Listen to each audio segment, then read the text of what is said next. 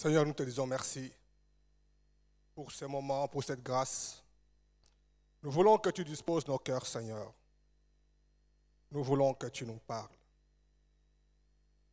Parle à ton peuple, Seigneur, parle à moi-même. Dispose ces instants et que seul le Saint-Esprit règne. Je fais taire toute puissance contraire, toute puissance de résistance à la parole, tout ce qui est d'incrédulité, tout ce qui est d'esprit diabolique pour empêcher la proclamation de la parole. Et que cette parole trouve les voies de nos cœurs et qu'elle porte du fruit dans nos cœurs pour nous amener vers ton trône. Au nom de Jésus, Amen. Shalom. Aujourd'hui, je vais vous partager ce thème que nous avons eu à partager avec les jeunes pratiquement pendant un mois. Je vais essayer de le résumer en quelques 45 minutes. Je vais vous parler comme si je parlais à des jeunes. Dans tous les cas, dans le Seigneur, nous sommes tous des jeunes. Parce que nous sommes tous des enfants de Dieu. Amen. Le thème que je vous propose s'intitule « Tu as besoin d'un homme ». Dis à ton voisin, tu as besoin d'un homme. Nous prenons la parole de Dieu dans le livre de 1 Samuel. 1 Samuel dans l'Ancien Testament. 1 Samuel, chapitre 9, nous commençons au verset 1. Je lis au nom du Seigneur. Il y avait un homme de Benjamin nommé Kis, fils d'Abiel, fils de Tchéron, fils de Bécora, fils de Piak, fils d'un Benjamite. C'était un homme fort et vaillant. Il avait un fils du nom de Saül, jeune et beau, plus beau qu'aucun des enfants d'Israël et les dépensant tous de la tête. Les ânesses de Kis, père de Saül, s'égarèrent et Kis dit à Saül, son fils, « Prends avec toi l'un des serviteurs, lève-toi, va et cherche les ânesses. » Verset 5. Ils étaient arrivés dans le pays de Tchouk lorsque Saül dit à son serviteur qui l'accompagnait, « Viens, retournons de peur que mon père, oubliant les ânesses, ne soit à peine de nous. » Le serviteur lui dit, « Voici, il y a dans cette ville un homme de Dieu, et c'est un homme considéré. Tout ce qu'il dit ne manque pas d'arriver.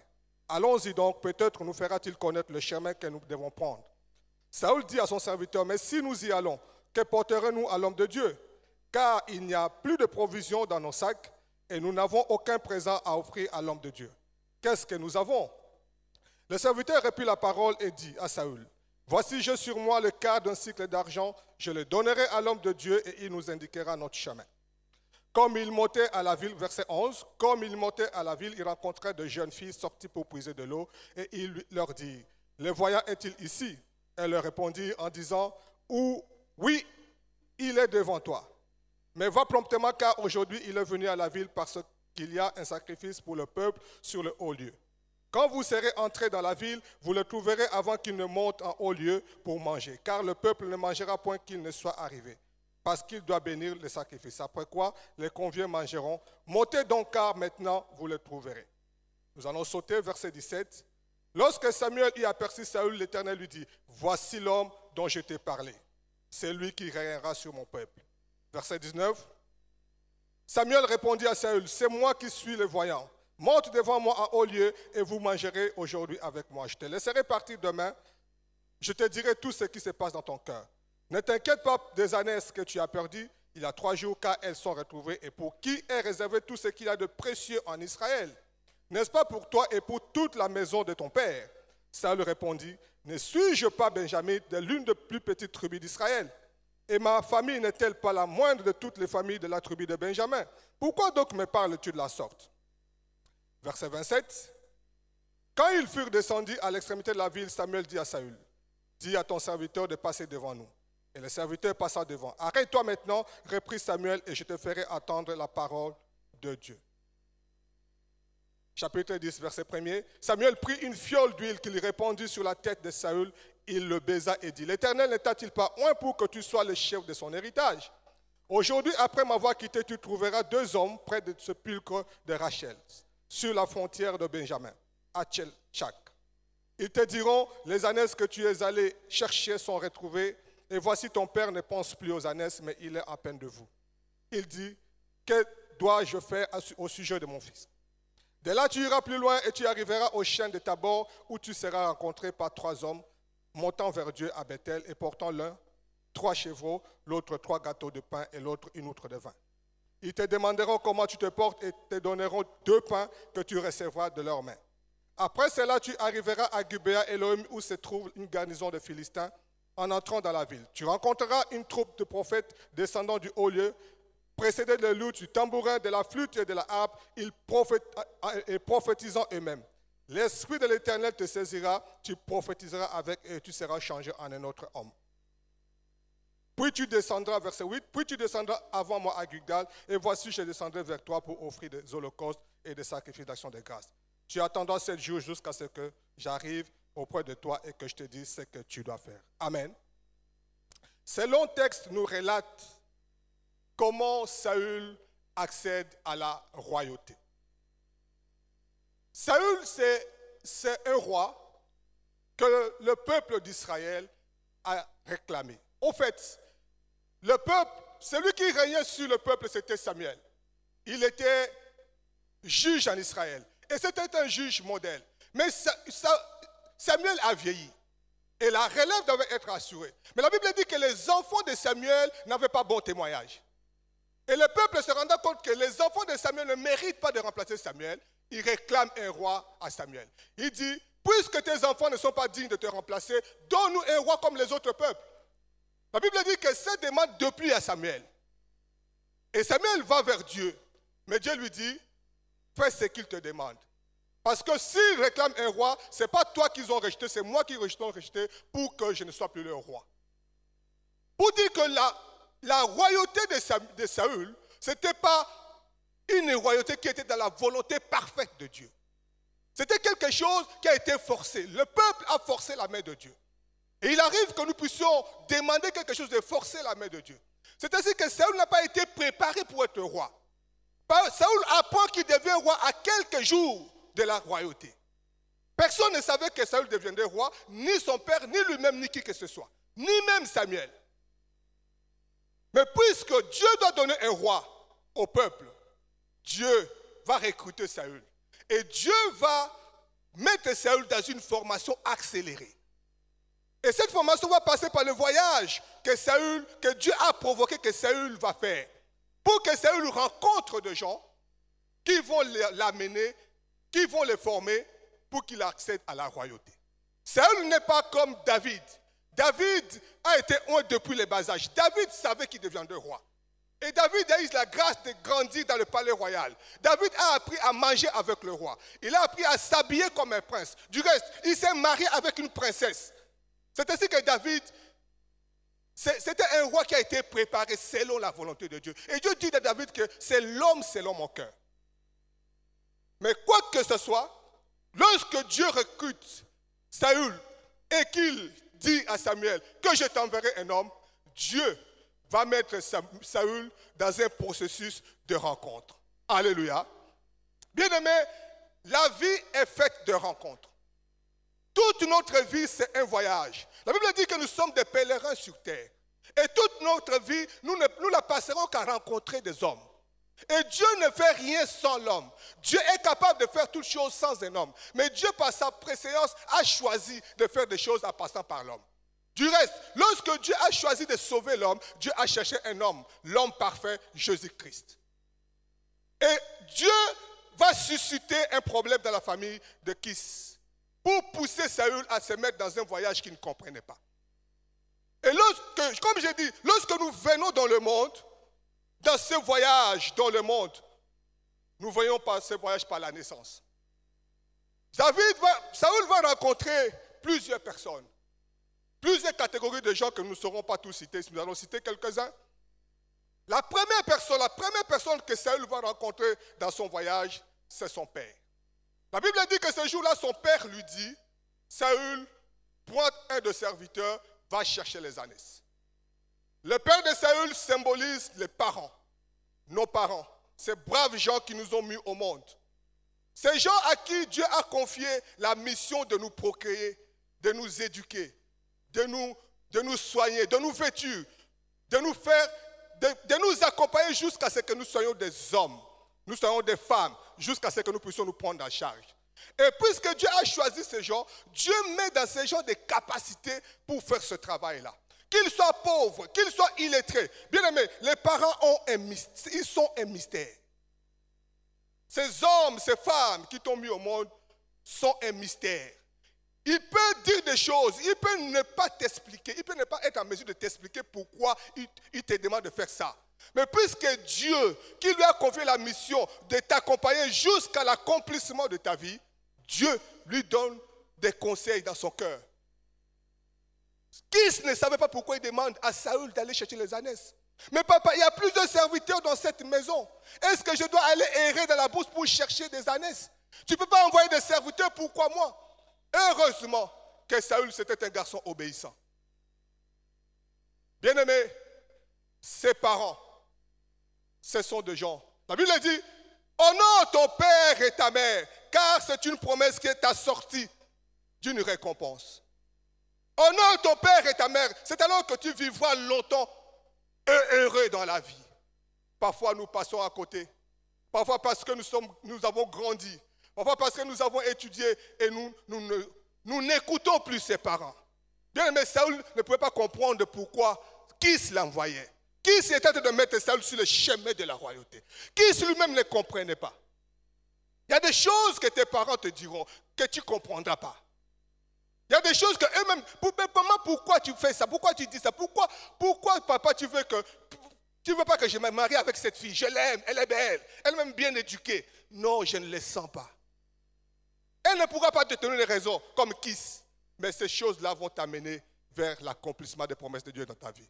Je prie le Seigneur qui te donne l'esprit d'écoute afin que tu sois sensible à ce que tes parents te disent.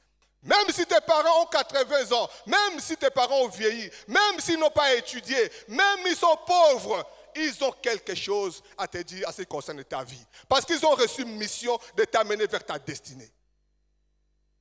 Bien aimé, j'ai connu une maman qui, maintenant que je réalise, ça m'étonne. Un jour, elle m'a choqué. J'ai étudié, j'ai fait les humanités à l'Équateur. Et j'allais à l'internat à quelques 200 km. Dans cette contrée-là, un véhicule passe une fois chaque semaine ou chaque mois. Donc si vous ratez le véhicule, il faut attendre longtemps pour que vous ayez un autre véhicule pour aller à l'internat.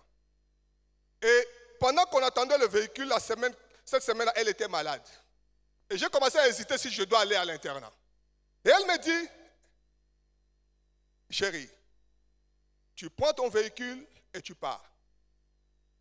Même si je mourais et que mon cadavre est attelé là et qu'on est en train de me pleurer et que le véhicule arrive pour prendre les élèves, laisse mon cadavre, monte dans le véhicule et pars. Non, ça m'a choqué. Maman, comment tu peux me dire des choses comme ça? Alors que ma mère n'a pas terminé l'école primaire. Mais comment elle pouvait avoir foi comme ça aux études? Aujourd'hui, avec le culte, je comprends, mais qui lui a mis dans la tête que la vie, c'est les études? Elle qui n'a pas étudié. Ma mère, c'était une chrétienne baptiste. Elle m'amenait, tout le rendez-vous de l'église m'amenait à l'église. Le dimanche, c'est normal, les enfants sont bien habillés, j'allais à l'écodim, j'étais fier, c'est bon. Mais elle m'amenait les mercredis à l'église. Et là, ça m'énervait. Mercredi, mes amis sont en train de jouer au football.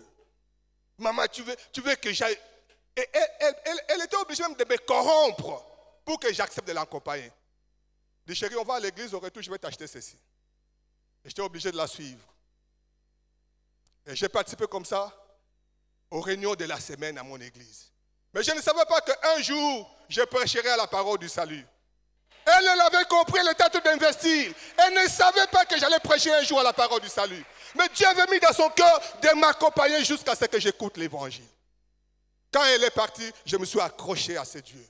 Le Dieu qu'elle m'a montré. Bien aimé, les parents, ce sont ces hommes extraordinaires que Dieu met sur ton chemin dans le pèlerin de ta vie. La deuxième catégorie de gens que Dieu met sur ton chemin, la Bible dit que Kis dit à Saül, prends ton serviteur, allez chercher les ânesses. La deuxième catégorie, ce sont les serviteurs. Les serviteurs, ce sont tous ces gens qui nous entourent et qui nous aident. Ça peut être la bonne, ça peut être le garde du corps ou ta secrétaire, ça peut être la sentinelle, ça peut être le chauffeur, ça peut être je ne sais pas, toutes ces personnes qui vous êtes, qui sont liées à vous, ces gens-là que parfois nous considérons comme moins que rien, ces gens moins que rien, qui n'ont pas étudié, qui ne nous arrivent même pas à la cheville, ces gens aussi ont quelque chose qui peut t'émaner à la royauté. Bien-aimé, tu es sur tes galons, tu es sur ta hauteur de ton diplôme de licence, tu es sur ta hauteur de ton anglais, de ton français que tu parles. Et tu es en train de mépriser ces gens, cette bonne qui prépare pour toi, cette sentinelle qui dort dehors. Bien-aimé, la vie ne s'arrête pas au diplôme, la vie ne s'arrête pas à l'argent, la vie ne s'arrête pas au voyage. Il y a des choses que tu ne connais pas dans la vie. Saül, tu ne connais pas Samuel. Tu n'as jamais entendu parler de Samuel. Oh, ta vie, la clé de ta vie, c'est Samuel. Mais celui qui connaît Samuel, c'est ton serviteur.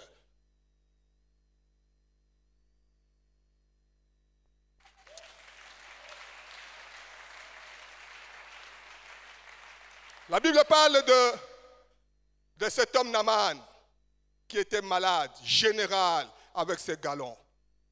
Un homme vaillant, respecté par son roi, mais il avait la lèpre.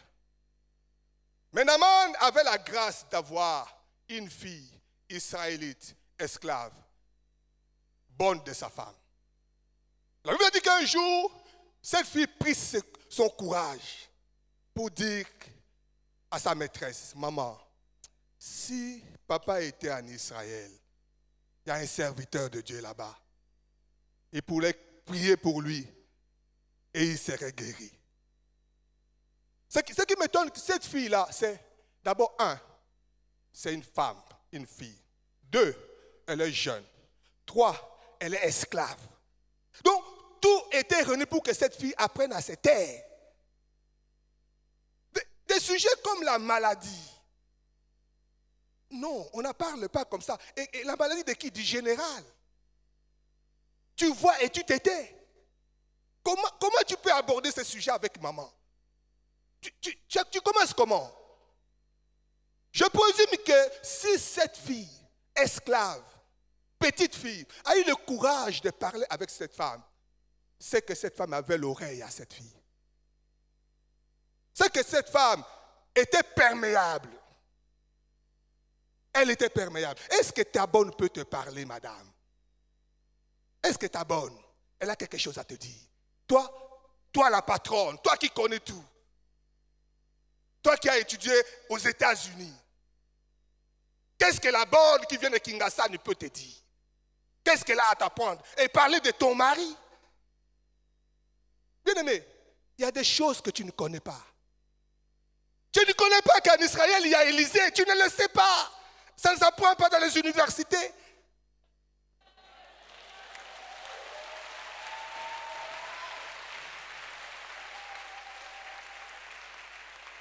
Oh, les universitaires, l'orgueil universitaire.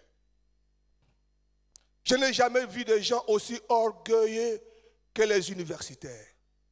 Surtout les professeurs d'université. Orgueilleux comme tu ne peux pas croire. Mais qu'est-ce que tu connais? J'ai un professeur qui disait, je suis docteur en physique de l'état solide. Mais c'est que tu ne sais pas, lorsque tu dis que tu es docteur en physique de l'état solide, c'est que tu n'es que docteur de physique à l'état solide. Donc tu ne connais rien en état gazeux.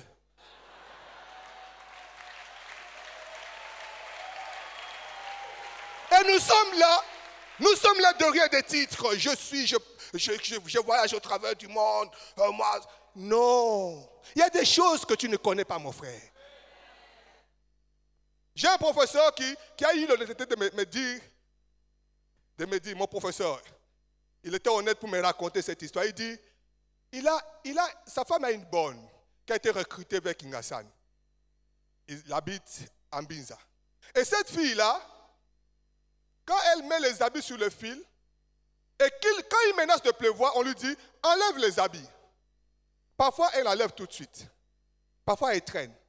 Mais à chaque fois qu'elle se précipitait pour enlever les habits, il pleuvait.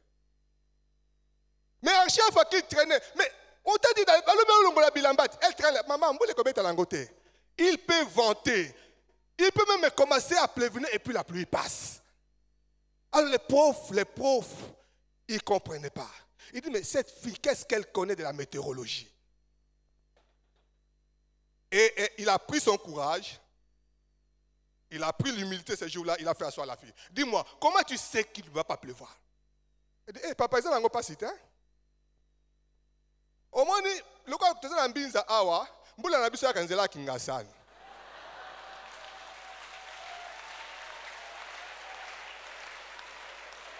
Ce qui mbula y a gombe et côté yo, mon pépé ben dans le na braza. Ces choses-là, tu ne les sais pas. Ces gens ont des expériences de la vie. Ils ont des informations que nous n'en avons pas. Non, les serviteurs de Saül, ils m'étonnent, ces messieurs. Ils m'étonnent. Les gens de serviteurs fidèles.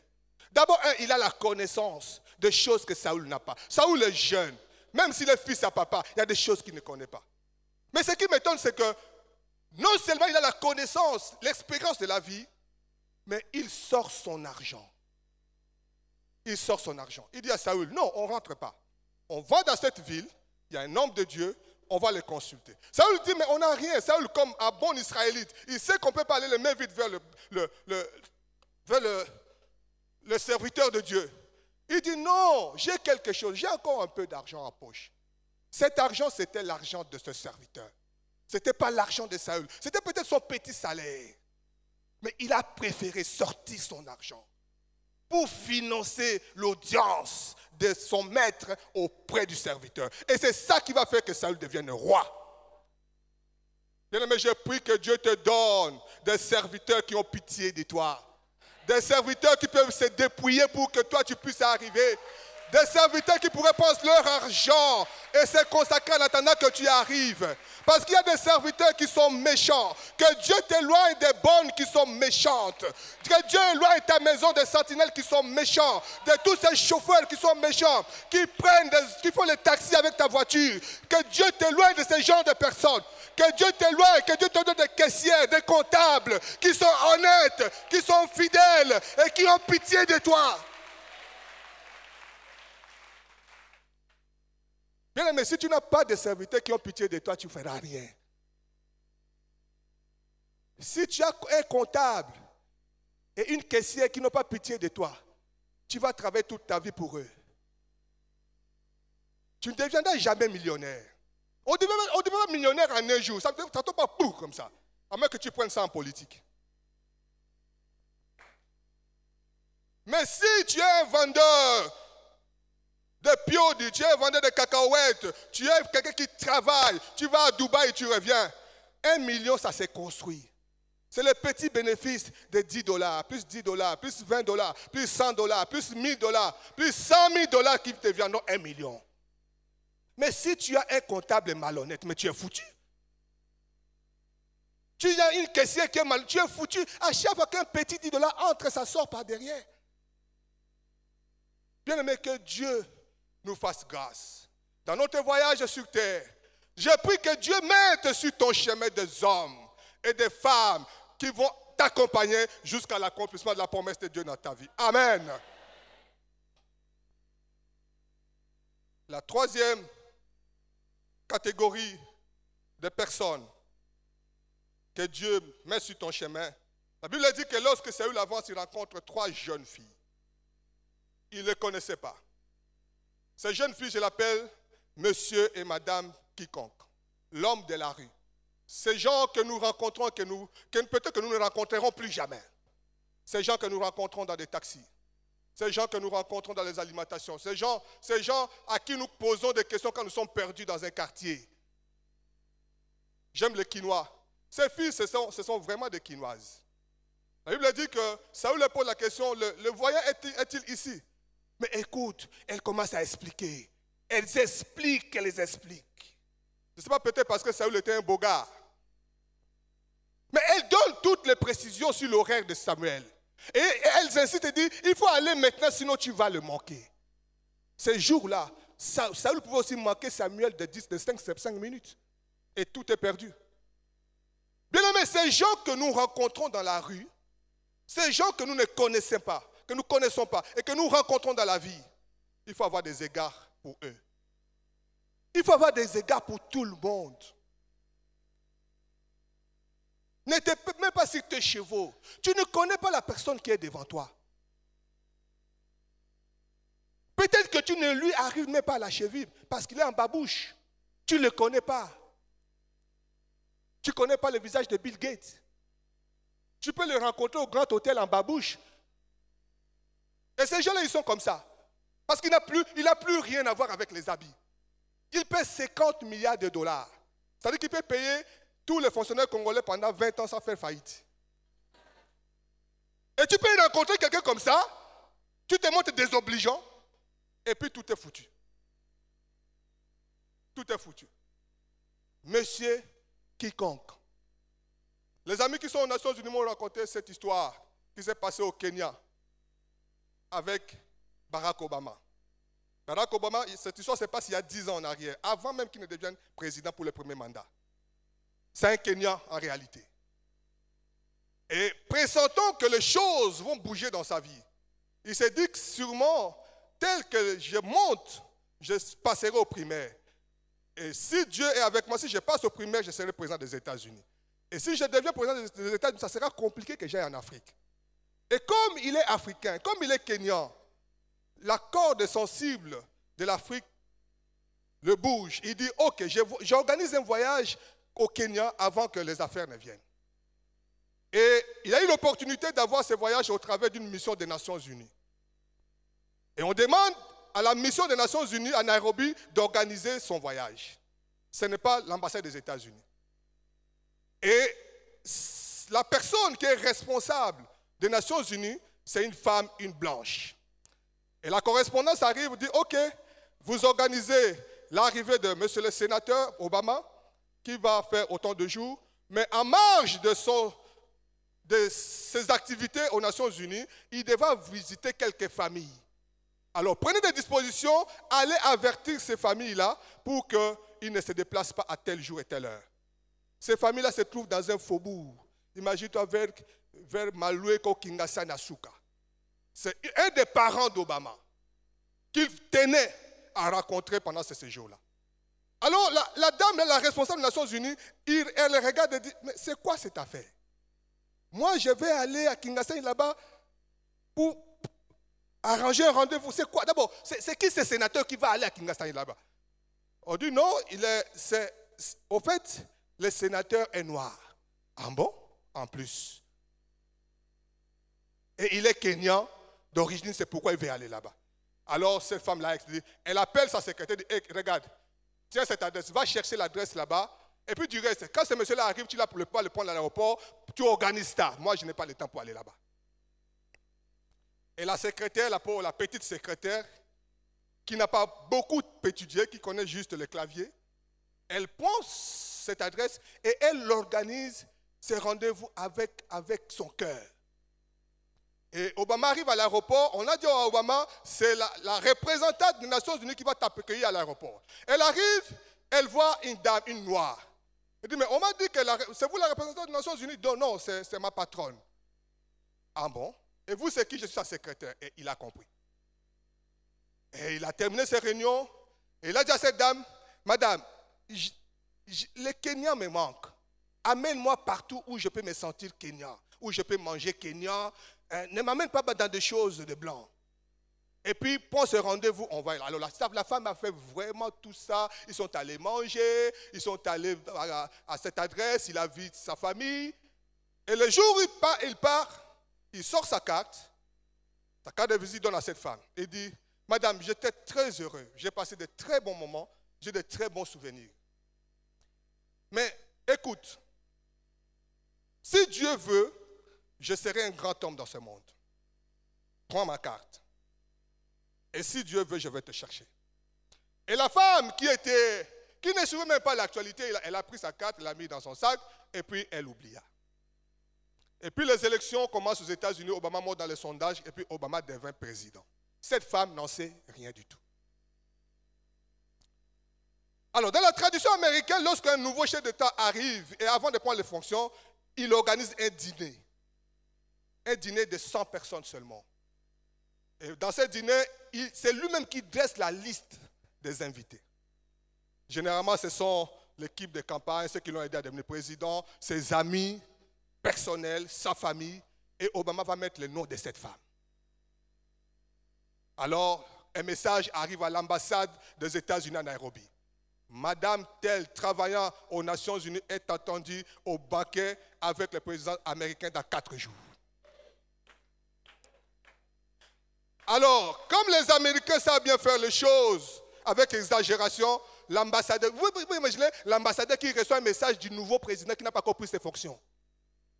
L'ambassadeur lui-même se déplace avec son cortège, avec de grosses voitures, sans même prévenir Madame la représentante des Nations Unies. Et il débarque aux Nations Unies. Madame me regarde par la fenêtre. Il dit, mais c'est l'excellence, monsieur l'ambassadeur. Comment il peut venir chez moi sans me prévenir? Elle descend. Monsieur l'ambassadeur, comment vous venez chez moi sans me prévenir? Qui est Madame telle? Madame telle, comment vous la connaissez? C'est ma secrétaire. Madame telle, Madame X est l'invitée du président des États-Unis d'Amérique. Où est-elle? La dame là la cherche. Madame, c'est vous, Madame telle. Vous connaissez le président Barack Obama? Non. Madame, vous êtes invitée par le président des États-Unis dans 4 jours. Avez-vous un passeport? Non. Et on accélère tout. L'ambassadeur lui-même prend tout en disposition. Et dans les 4 jours, cette dame a voyagé et sa vie a basculé. Bien-aimé, tu ne connais pas la personne qui est devant toi. Tu ne le connais pas. Il est peut-être en jean, il est peut-être en basket, il est dans un taxi. Tu ne le connais pas. Monsieur et madame tout le monde. Ce sont ces filles que Saül ne connaît pas, qui vont donner des précisions. Ils vont donner le maximum d'informations à Saül pour que Saül rencontre les prophètes et que les prophètes délivrent des paroles pour la vie de Saül. Ne soyons pas désobligeants inutilement. Il y a des gens qui sont désobligeants dans la rue pour rien. Surtout nous les papas, trop sûrs de lui là. Il entre dans un bureau, dans un restaurant. C'est comme si tous les restaurants, on a dit tout le monde, monsieur arrive. Non. La semaine passée, je suis allé dans une banque. Un monsieur arrive, il y avait plein de monde à l'attente là. Mais il commence à parler, à crier. On dit, comment ça va? Est-ce que ce monsieur nous voit? Mais des gens qui sont là, un peu de respect pour eux. Tu ne les connais pas. Tu ne les connais pas. Par bonne éducation, soyons polis. Un peu de sourire, un peu de respect. S'il vous plaît, merci. Parce que tu ne connais pas la personne qui est devant toi. Une autre catégorie de personnes que Saül rencontre dans ce voyage, c'est Samuel lui-même. Le prophète. Je l'appelle l'homme de la révélation. L'homme qui est la parole de ta vie. La Bible dit que du temps de Samuel, la parole de Dieu était rare. Mais la parole était dans la bouche de Samuel. Et Saül a eu la grâce de rencontrer Samuel. Bien aimé, aujourd'hui, nous avons la grâce que la parole de Dieu est répandue. L'Esprit de Dieu s'est répandu. L'Esprit de Dieu est en toi. L'Esprit de Dieu est en nous tous, enfants de Dieu. L'Esprit de Dieu sur ses serviteurs. Nous n'avons donc pas à aller courir derrière pour les prophètes. Laisse les prophètes venir vers toi. Moi, je ne crois pas à la consultation prophétique. Tu vas comme ça chez un prophète pour dire, prophète, ah, mais tu vas en entendre. Hein? Surtout quand c'est suivi de $100 de consultation. Parfois, nous poussons ces prophètes qui parfois ont même la chose de Dieu en embryon. Mais tellement que nous les poussons, ils commencent à fabriquer pour nous faire plaisir. Bien-aimé, prie. Pendant que nous sortons là, un frère va venir vers toi. Ma soeur, Dieu m'a dit de te dire. Et là, c'est bon. Il ne faut pas aller vers quelqu'un et dire, qu'est-ce que Dieu a dit? Dieu n'a rien dit. Non. Il n'y a plus de Samuel. Nous sommes tous des prophètes. Dieu peut te parler. Dieu parle d'une manière ou d'une autre. Il parle par des songes. Il parle par la prédication pendant que je parle là. Il parle par la Bible. Il parle par un conseil. Il parle d'une manière ou d'une autre. Alors ne cours pas derrière les prophètes. Une autre catégorie, pour aller vite, ce sont... Samuel dit à Saül, tu vas rencontrer 2 hommes. Comment ça s'appelle, tu vas rencontrer 2 hommes? Dis avec moi 2 hommes.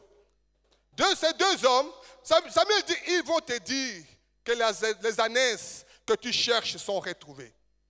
Ces hommes parlent à Saül des ânesses. Les ânesses, c'était l'activité de Saül. C'était ça leurs affaires, l'affaire de la famille. Ces deux hommes, je l'appelle des experts. Ce sont des gens qui ont une connaissance dans un domaine. Je ne sais pas, peut-être que tu es avocat, je ne sais pas si tu es médecin, si tu es ingénieur, je ne sais pas si tu es femme d'affaires ou homme d'affaires. Il y a des gens qui ont une connaissance dans le domaine où tu évolues. Et Dieu, puisque Dieu a un plan avec toi, Dieu va faire de sorte qu'il y ait des gens qui ont l'expertise puissent se mettre sur ton chemin et te donner les bons conseils. Ils te diront, ne va plus à Dubaï, va maintenant en Chine. N'achète plus ceci, achète cela. Parce qu'ils ont l'expérience. Ils te donneront leur carte de visite. Ils t'ouvriront leur réseau afin que tu entres dans la profession. Ils vont te partager leur expérience. Et c'est alors que la parole de Dieu, la promesse que Dieu a donnée pour ta vie va s'accomplir au travers du conseil de ces hommes. Bien-aimé à Kinshasa, il y a 3 ou 4 choses qu'on ne peut pas faire sans parler. Tu ne peux pas acheter une voiture sans parler. Ne crois pas que parce que si je dis je vais acheter cette voiture, les gens vont dire qu'ils seront jaloux, ils vont me bloquer. Non. Si tu veux acheter la voiture de Papa Voto, parle. Dis Papa Lubo, j'ai l'intention d'acheter la voiture de Papa Voto. Tu seras surpris quand tu dis hey, mais cette voiture n'a changé le moteur, non? Il faut parler. On n'a pas dit que tu puisses étaler ta vie à tout le monde, mais consulte 1 ou 2 personnes avant de faire de quoi que ce soit. Tu ne peux pas acheter une maison à Kinshasa sans consulter. Au Kosimba touche. Il y a des gens comme ça qui ont l'information que tu n'as pas. Consulte-les. Je dirais même, tu ne peux pas te marier sans consulter. Les hommes de Dieu sont là. Va consulter ton pasteur. Il y a ces frères qui me dérangent. Papa, il y a ces frères-là qui me dérangent. Il te donnera des conseils. Si c'est un bon frère. Si c'est une bonne sœur. Alors il faut mettre les gens devant les fêtes comme le peuple d'Israël. Tu t'es déjà engagé et puis tu viens après. Ça devient compliqué. Il y a des choses que tu ne peux pas faire sans avoir pris la précaution de parler à 1 ou 2 personnes. Des personnes averties qui peuvent te donner des conseils. C'est très important. Tu rencontreras 2 hommes, Saül. Ils te parleront des ânesses. Une autre catégorie, Samuel lui dit, quand tu auras passé les 2 hommes, tu rencontreras les 3 autres hommes. Les 3 hommes ici, la Bible dit qu'ils venaient de hauts lieux. Ils descendaient de hauts lieux. Et ils avaient chacun quelque chose entre les mains. L'un avait des chevreaux, l'autre avait du vin, un autre avait du pain. Ces hommes qui viennent de hauts lieux, ce sont des serviteurs de Dieu. Aujourd'hui, on dirait qu'ils venaient de l'église. Ce sont des sacrificateurs. Les chevaux représentent le sacrifice, la prière. Ce sont des hommes de prière. Les pains représentent la parole. Ce sont des hommes de parole qui ont plein le cœur la parole de Dieu. Et ils ont le vin. Le vin représente l'Esprit de Dieu, le Saint-Esprit de Dieu. Ces hommes, ce sont des oints de Dieu. Saül, tu vas rencontrer 3 hommes. Et la Bible dit, ils vont te demander comment tu vas. Et ils vont te remettre du pain. Ces hommes, je les appelle les serviteurs de Dieu ou des garde-fous. Ces hommes, ce sont ceux que nous appelons aujourd'hui des pères spirituels. La Bible dit qu'il a donné les uns comme apôtres, les autres comme prophètes, les autres comme pasteurs, les autres comme docteurs, les autres comme évangélistes, tous pour l'édification des saints. Ces hommes, ce sont des hommes dons. Ils sont eux-mêmes un don à l'église. Et lorsque tu es un enfant de Dieu, ces hommes sont là pour toi. Ces hommes t'apportent du pain, la parole. Ces hommes t'apportent du vin. Ces hommes t'apportent du sacrifice. Ils prient pour toi. Ils ont l'Esprit de Dieu sur eux. Ils ont la parole de Dieu sur eux. Et ils peuvent te mener à bon port. Pourquoi je les appelle des garde-fous? Ces hommes-là, ce sont des hommes qui te protègent. La Bible dit, lorsqu'ils vont te rencontrer, ils te demanderont comment tu vas. Ce sont des hommes qui se préoccupent de comment tu vas. Ils se préoccupent de ta vie.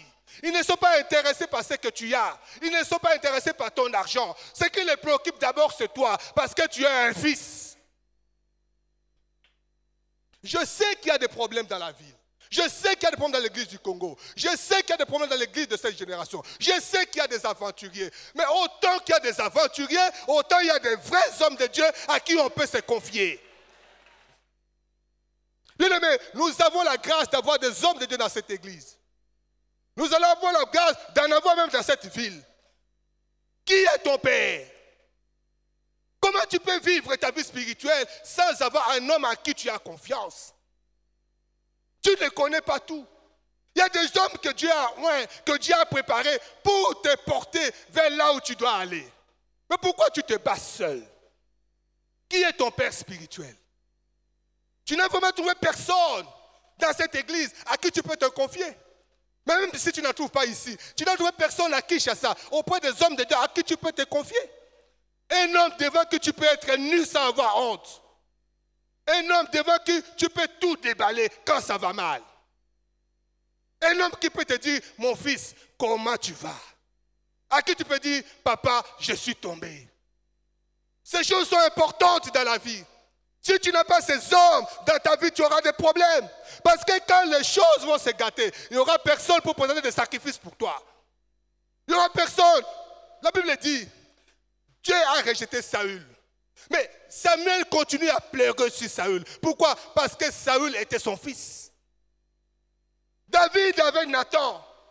David a péché. Tout le monde craint le roi. Mais seul Nathan pouvait parler à David pour dire, l'homme qui a fait ces choses, c'est toi, répands-toi. Mais toi, lorsque tu seras béni, lorsque tu deviendras puissant millionnaire, lorsque tu deviendras puissant général, lorsque tu deviendras ministre, qui pourra te regarder et te dire, ce que tu fais, c'est mauvais? Qui? Tous ceux qui viendront vers toi, quand tu seras déjà élevé, seront hypocrites. Ils seront intéressés par ton argent. Ils auront peur de toi parce que tu es ministre. Parce que tu es chef d'État. Parce que tu es ceci, cela.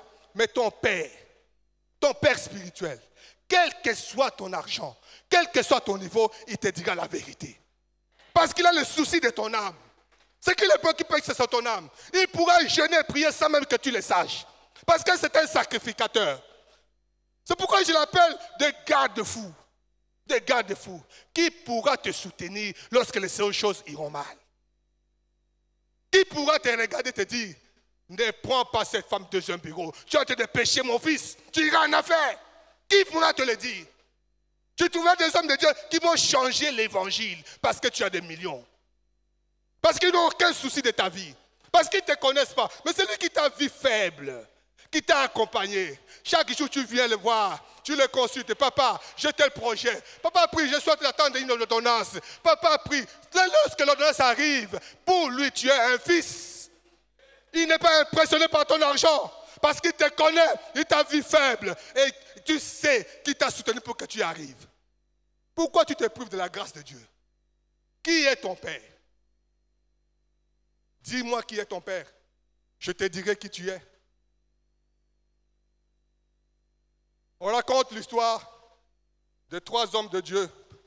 Pour terminer, ces hommes, comme la plupart des jeunes serviteurs de Kinshasa, lorsqu'ils imposent les mains à quelqu'un et que quelqu'un tombe, ça y est, il est arrivé. Et lorsqu'ils le donnent par le micro, dans l'église, c'est révolte. Bazo Kanga Batouar. Et puis ils sont allés former leurs églises. Chacun a formé son église, au début ça marche. Et comme ils n'ont aucun garde-fou, ils ont commencé à se méconduire. Et un jour, ils ont pris conscience, ils se sont dit, non, nous, on n'avait pas commencé comme ça. Mais conscient du fait qu'ils n'ont personne à qui peut parler, ils se sont retrouvés à 3. Ils se sont dit, mais la Bible ne dit-il pas, confessez vos péchés les uns les autres. Bon, on va aller en retraite, on va se confesser nos péchés, on va se tenir par on va prier et Dieu va nous réhabiliter. Et ils sont allés en retraite. Ils ont commencé à confesser leurs péchés. Le premier dit, frère, moi, mon problème, c'est les femmes. C'est vrai, je prêche l'évangile. Mais les femmes, je ne résiste pas. Même à l'église, là, j'en ai même 2 à l'église. Je lutte, mais ça... Vraiment, même dans la ville, j'ai d'autres femmes, même des païennes avec qui je sors. Priez pour moi. Le deuxième dit, frère, mon problème, c'est l'argent. Depuis qu'on a mis la comptabilité à l'église, parfois je soutire même le fonds de la source avant que ça soit l'administrateur. Je ne résiste pas à l'argent. J'ai des problèmes avec l'argent. Priez pour moi. Parce que ça devient trop fort. Et pendant qu'il parlait, les troisièmes commencent à sangloter. Ils commencent à suffoquer, ils commencent à pleurer. Alors les deux autres les regardent. C'est son tour de parler, mais il parle et puis commence à pleurer. Il dit, mais ce type doit être plus pécheur que nous. Qu'est-ce qu'il a? Il doit avoir avorté ou tué quelqu'un ou quoi? Allez, frère, qu'est-ce qu'il y a? Il dit, frère, mon problème c'est ma bouche. Ma bouche. Quand j'entends quelque chose, je ne sais pas le retenir. Tel que vous avez parlé là, vous allez apprendre ça dans toute la ville. Priez pour moi. Ce sont des choses qui nous arrivent lorsque nous n'avons pas de référence. Lorsque nous n'avons pas un garde-fou. J'ai prié le Seigneur qu'il mette au-devant de toi des hommes fidèles qui peuvent te conseiller, qui peuvent te porter, qui peuvent prier pour toi, qui peuvent pleurer pour toi, qui peuvent se faire des violences pourvu que Dieu te bénisse. Que Dieu bénisse ta parole.